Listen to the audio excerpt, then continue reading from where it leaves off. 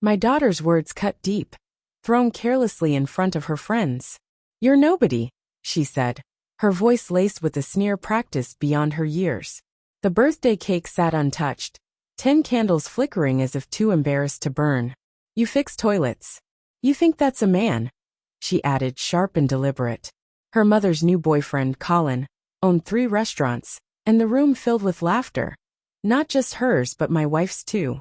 Claire, glass of wine in hand, let it spill. "It's time you know," she said, her words slurring with intent. "You were always just a placeholder." I didn't react, didn't plead or question.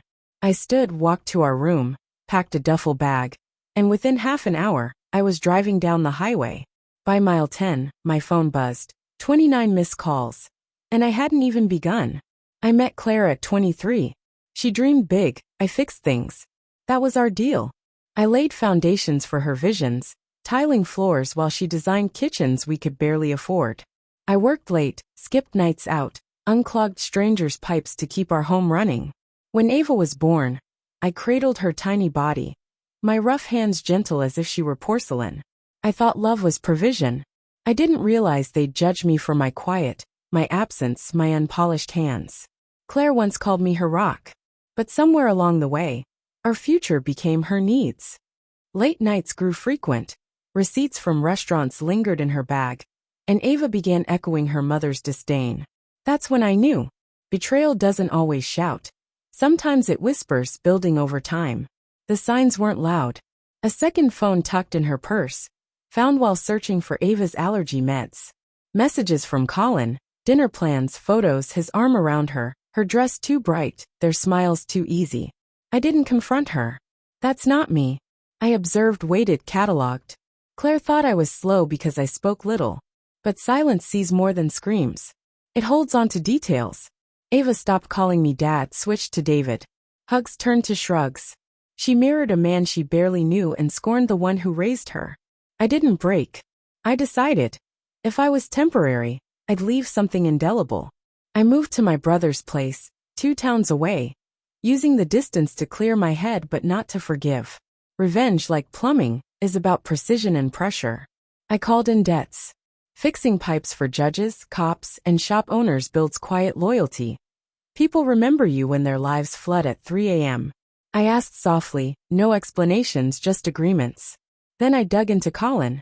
His 3 restaurants were in Claire's name for tax reasons. Curious.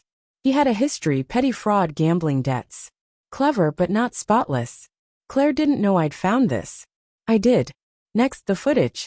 I'd set up cameras long ago for security, but now I hid them better, smoke alarms, vents, a lamp.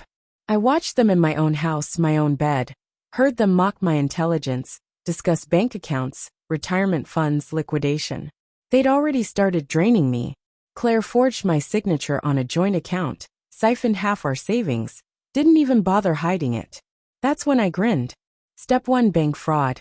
I reported the forgery with evidence, froze the account, flagged every transfer, filed police reports.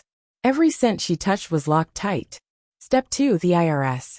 An anonymous tip about 3 restaurants with unreported income, all in her name. Auditors eat that up, especially with tidy color-coded files I sent their way. Step 3, Ava's trust fund, set up when she was born. She didn't know it was locked until she turned 25, contingent on conditions I rewrote. She'd need to prove self-reliance. No parental support, no handouts. Let's see how far her attitude carries her alone. Step 4, the video. 1 clip of Claire and Colin plotting against the fool. I uploaded it privately, sent the link to Claire's upscale design firm.